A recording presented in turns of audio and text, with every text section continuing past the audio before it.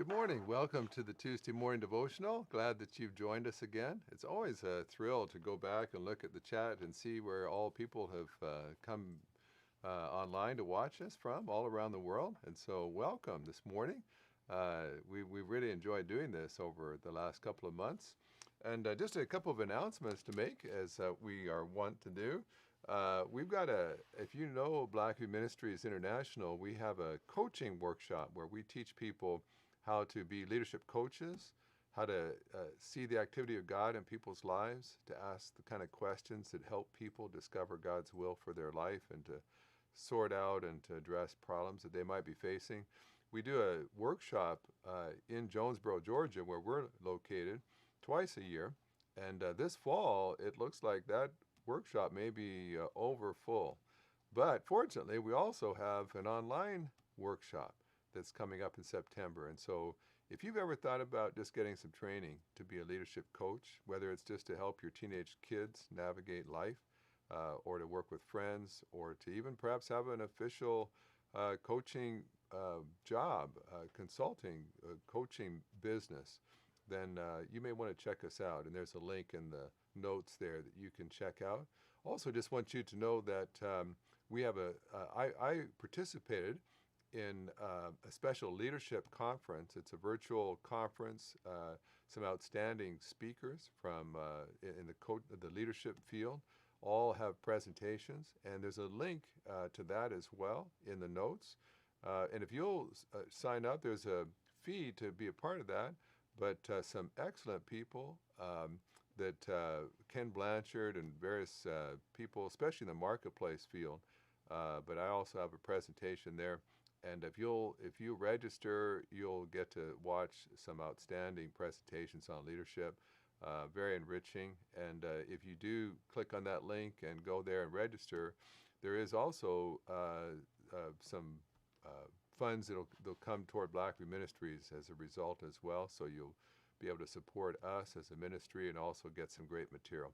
And then lastly, just to let you know that we offer online classes, and we offer especially Experiencing God, as you might expect. We've got all kinds of resources that you won't be able to get anywhere else. Videos from my dad, live stream with me and my dad and son Daniel, and just a lot of different resources there. And so the next class is coming up in September. So if you've always wanted to take Experiencing God, or maybe you just always wanted to take Experiencing God with the Blackabys, then registration will be opening up, I think, on August 3rd. So just coming up here soon. So just want to alert you to that.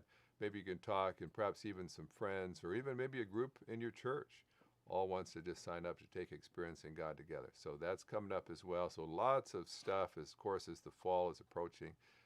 Lots of things that will be available. And if maybe it's still a little tough meeting in person, these online classes are great. You develop a wonderful community of people, but you do it from the safety of your own home in front of your own laptop. So just some opportunities to make you aware of. And in light of just the coaching announcement, we've got a coaching book that I wrote with our coaching director, Bob Royal, called Spiritual Leadership Coaching, Connecting People to God's Heart and Purposes.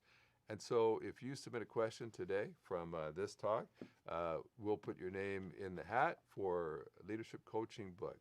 And again, whether you want to do that professionally or just be better at asking great questions that draws people toward God and his purposes, you'll enjoy this book.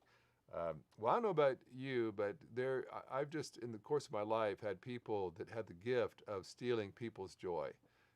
It might be a wonderful, wonderful day, and then you cross paths with them, and they'll point out the one thing that's bad about the day. And maybe you've been blessed with some friends like that who can always see the one negative thing in an otherwise perfect day. I remember when I was a pastor, I went to a church, and the church had been through all kinds of difficulties. It had been declining for years. The baptistry had not been used in a long time. There's hardly any kids left coming. And so when I got to the church, I'm just trying to turn things around, just trying to seek God where God wants to reach people through our church once again. And eventually, we got to the point where we were beginning to see conversions and people being baptized. And we were getting to the point where we were in a stretch where every Sunday we were having a baptism. And it was exciting just to see a steady stream of people taking a stand for God. Well, but the problem with our church is that we were just outside the city limits, and we were literally across the road from the city. And because of that, the city water line did not go to our church. So we had to bus in our truck in our water every week. And it cost $17 a truckload, I remember back then.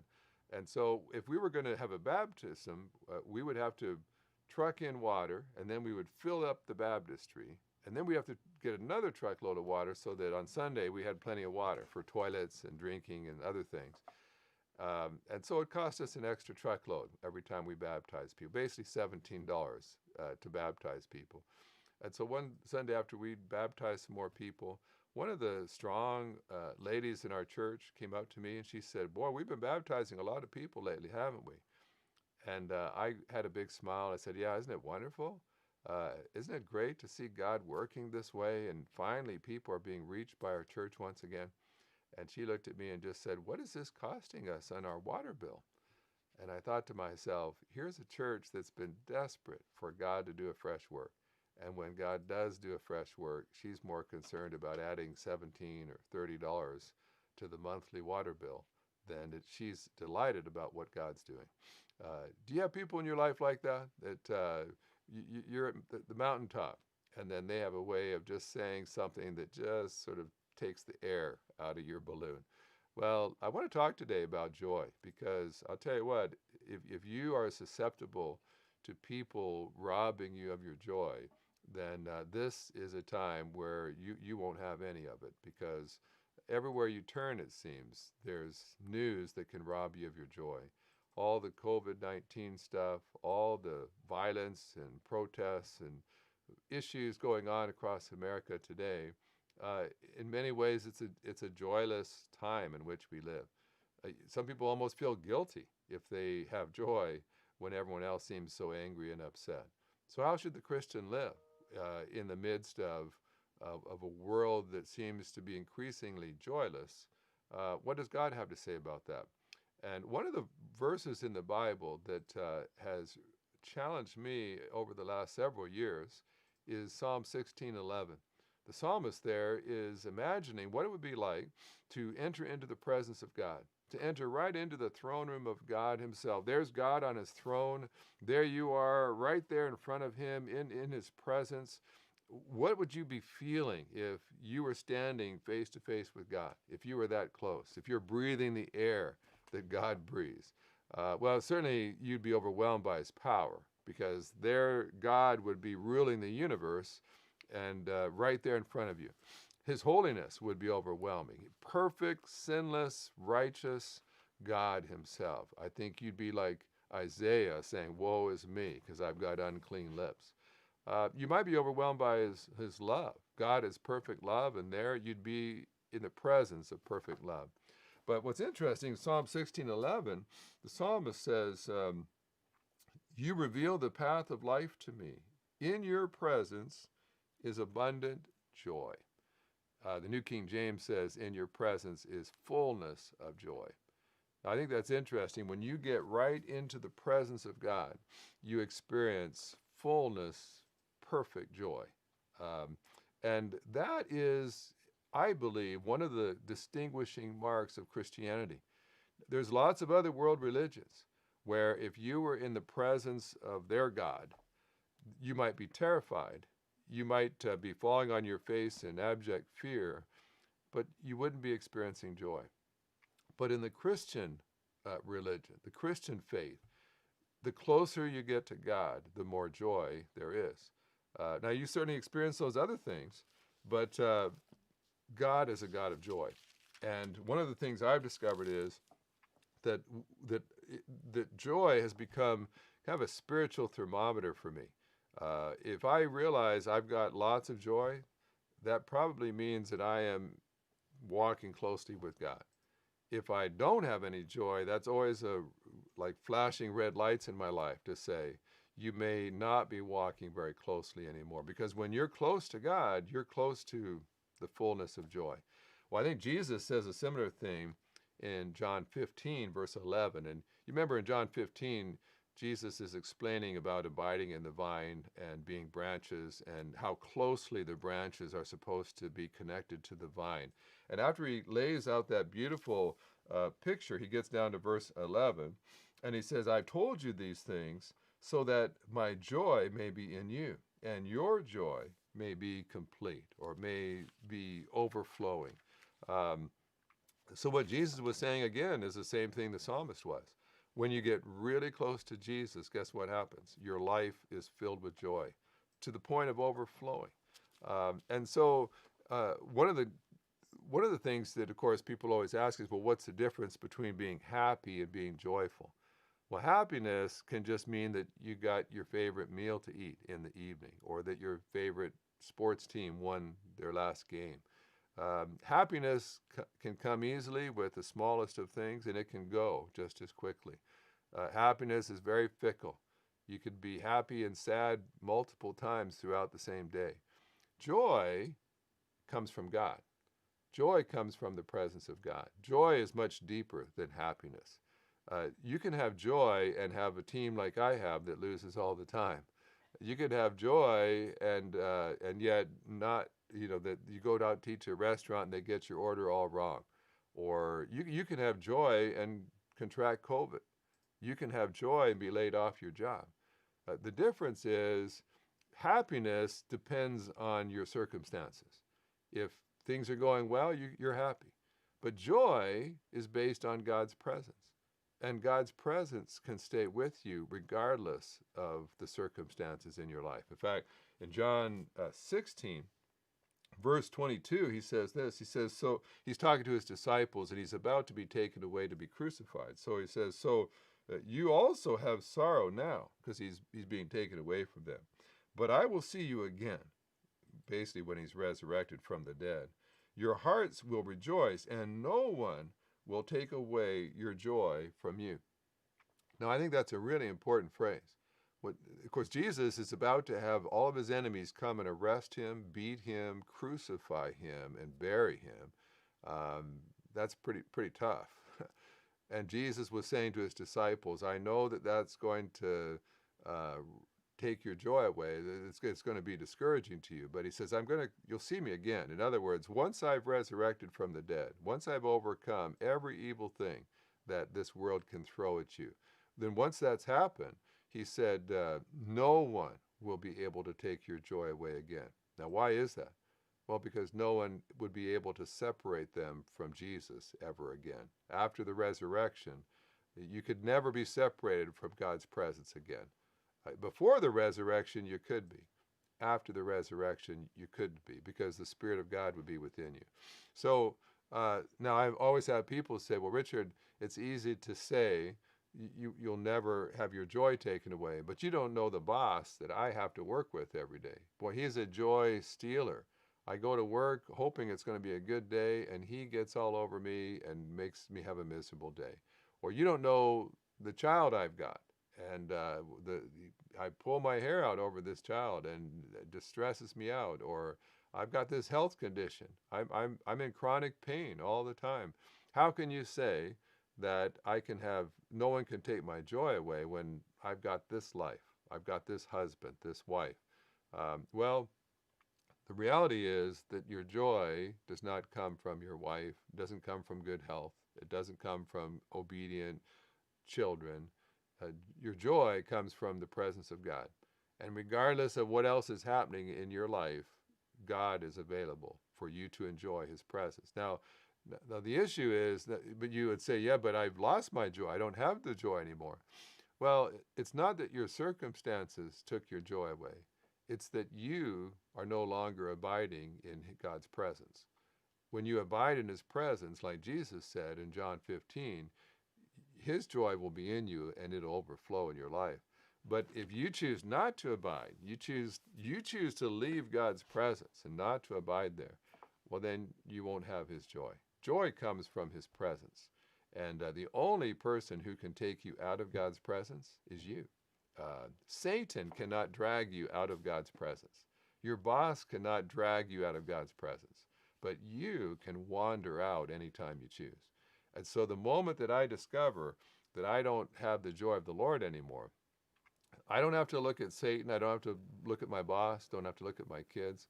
I realize that I lost sight of God. I got busy serving God or working at my job or doing whatever I was doing, and I just, consciously or not, I just left the presence of God.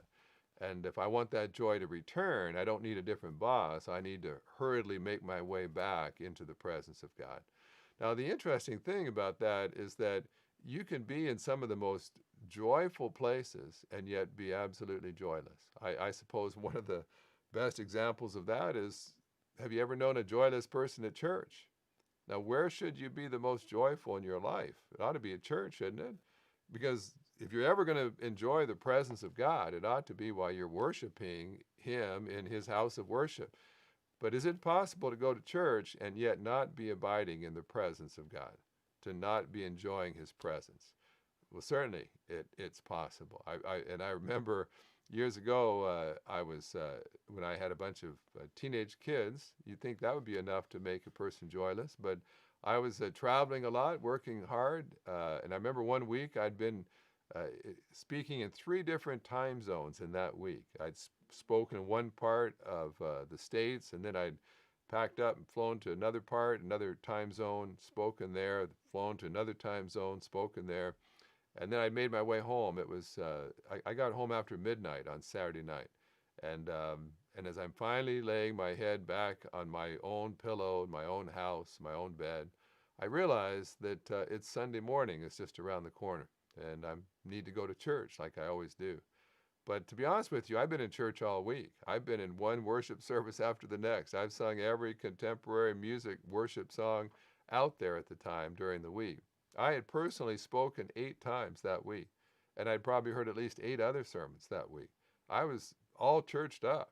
What I really needed was to stay in bed and catch up on the time changes and the jet lag.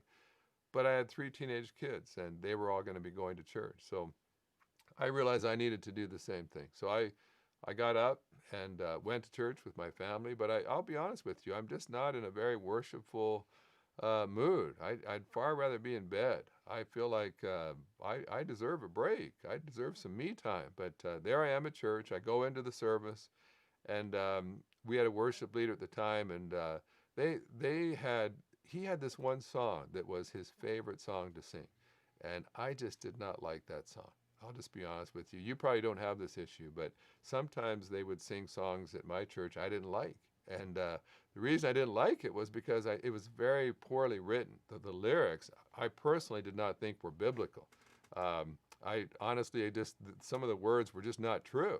And it just bothered me to I didn't care about the beat. I didn't care how loud the drums were, how loud the guitar was.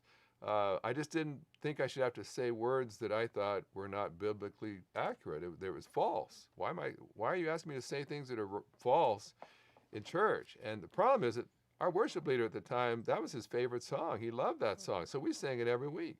And normally what I would do is when some of the words were fine, and so I'd sing those words, but when it got to the words that I didn't like, I would just go into a coughing fit, or I would all of a sudden look like my phone had just buzzed or something, so I could have an excuse not to say things that weren't true.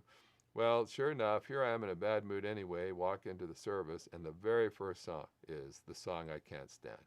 And it just puts me in a really bad mood. And so I decided, not only am I not going to sing, I'm not even going to sing the parts that I don't mind. I just sort of fold my arms, and I'm going to sit this one out. And maybe the worship leader will notice that I'm not singing and ask me why, and I'll be happy to tell him. So I'm just sitting out this song in a grumpy mood. And while I'm doing that, I'm kind of looking around, and both my boys that day, both my sons, are actually playing on the worship band. I think Daniel's playing bass and Mike's playing drums, and they're playing away, helping people worship God. So I'm feeling a little guilty about that. Here I am grumpily sitting out the song while my 2 sons are both playing and participating. So I look down the aisle, and there's my daughter. She's singing away, worshiping God, even with song words that have horrible lyrics. And all of a sudden, I just felt as if God just quietly just said to me, Richard, do you ever want your kids to go to church with you and see you grumpy in a worship service, frowning while you're in the presence of God? And all of a sudden, I realized I had the opportunity to be right in the presence of God. But instead of focusing on God and the joy of being in His presence, I focused on one thing I didn't like, and now I'd lost my joy. And God just quietly said, "Is that all it takes for you to surrender your joy?" You see, if no one can take your joy from you, then that means that if you lose your joy, it's because you surrendered it, you gave it up. And what I discovered in my own life is that far too often I was surrendering my joy way too easily and way too often. I didn't have to surrender my joy. Can you have the joy in the Lord and have your church sing songs you don't like? Could you have the joy of the Lord when they take out the pews in your church auditorium and put in theater seats instead? Can you have the joy of the Lord when your pastor goes 5 minutes over on his sermon? Can you still have joy under those dire circumstances? Well, you can't. But you can also choose to surrender your joy at any moment. And that's a choice that you make. And what God was saying is, Richard, just because they sang a song that you don't like, that's all it took for you to surrender your joy. Here you are surrounded by all your family. Here you are in your own church, all your friends. It's a beautiful auditorium, comfortable seating, comfortable temperature. You're going to have a nice lunch with your family afterwards. So many good things that I put in your life for you to enjoy. But you're focusing on the one thing you don't like, and that's all it took for you to surrender your joy. And I realized I was way too quick to give my joy up. And I just had to make a promise to God. While I was in that service, God reminded me of a couple years earlier, I'd been at a conference, and I had the opportunity to have lunch with a couple of pastors from mainland China. And these pastors had both spent significant time in jail because they were Christians and they were pastors. And I remember one man had spent 15 years in prison, and most of that was in solitary confinement. And what do you say to a guy who has spent 15 years in solitary confinement, a tiny little bleak prison cell, simply because he's doing the same thing you do freely in the country where you live? And I asked him a really dumb question. I just said, well, all alone for 15 years, what did you do on Sunday? I mean, how did you worship you're used to leading a whole church. What did you do for church when it was just you all those years? It really was a dumb question, but that's what happens when you can't think of anything intelligent to say. And so he looked at me for a moment, and he spoke through an interpreter, and he said, well, when he knew that it was Sunday, he said he would just cry out to God and thank God for His goodness. And he said, as I would praise and worship God there in my little cell, he said, sometimes the presence of God would so fill that little cell that he said I could hardly handle the presence of God, and I would just be so filled with joy. And I remember just listening to that and thinking, and all it takes for me is one song I don't care for, and I lose my joy. And this man for 15 years has been in a bleak little concrete cell by himself, and he can hardly handle how much joy he experiences as he worships God all by himself. You see, you can strip away from a person his home, his family, his freedom, his vehicles, his savings. He could take everything away, but they couldn't take the presence of God away from that man. And because of that, he still had his joy. Well, I hope that in your own life, I don't know if you have been surrendering your joy of late. Certainly COVID, being quarantined, losing loved ones or having loved ones get COVID and suffering. It doesn't, I should just say, it doesn't mean that you don't care about people suffering. It's not that you're not aware of it. It doesn't mean that you don't pray for those in need and and recognize the suffering that's going on in the world around you. But I've also realized something very important, and that is God desires, wants for us to have abundant, overflowing joy. That's how he set up life. In John 10:10, Jesus said, I came that they might have life and have it abundantly. He wants you to have an abundant life. And I can tell you in my own life, what's happened at times is that I'm sort of a delayed gratification kind of person. It's like, well, once I get through this hectic season in life, once we get through this COVID season, once I can get back to life as it used to be, then I'm going to have joy. The problem is that sometimes the seasons drag on and problems linger. And before you know it, month after month has gone by. Maybe year after year has gone by. And you still don't have the joy yet. And God has just convicted me that life is too brief and it's too precious to squander even one day joylessly. Because you'll never get that day back. And the other thing God has taught me, I remember at times just being so consumed with my work and the pressures I faced. I've had some high-stress jobs where there were times where everything rested on me, the problems I had to solve. Everybody needed something from me, and I just was feeling stressed by that. And so you come home after work, and you're stressed. And you get home, and you see that your son hasn't mowed the lawn like he was supposed to that day, or hasn't shoveled the walk like he's supposed to. And your daughter has left all of her lunch dishes that she made her gourmet lunch all there in the sink. None of it's put away. And start barking out. Why is this not done? Why is this left here? Hey, get in here, kids. And what you realize, and what I realized was when I would come home from work, oftentimes as I walked into the house, the level of joy in that building went down. I sucked the joy out of the house, out of the building. And it doesn't mean that kids shouldn't mow the lawn. It doesn't mean that you shouldn't help your kids learn how to clean up their own messes. But can you have messy kids, kids who don't always do their jobs when they should, and still have joy? Well, you can, yeah, unless you choose to surrender it.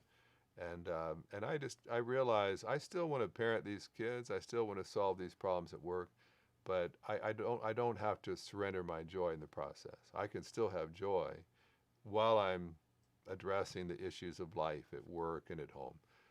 And so perhaps this week, you need to just take a moment and ask yourself the question, have I been surrendering my joy? Have I been giving it up too easily? The slightest comment, slightest disappointment, or maybe it's a big thing. I'll tell you what, I've had people literally that I visited as they were dying, that they were in their intensive care hospital bed, and yet they still had joy. They still had a smile on their face because they still had the presence of God. Everything else had been taken away from them, but they still had God. And I think when you come to understand what it means to abide in Christ and to enjoy his presence, you'll realize that that's enough. That when you have him, you have all you need to experience joy every day in life. And so don't be guilty about that.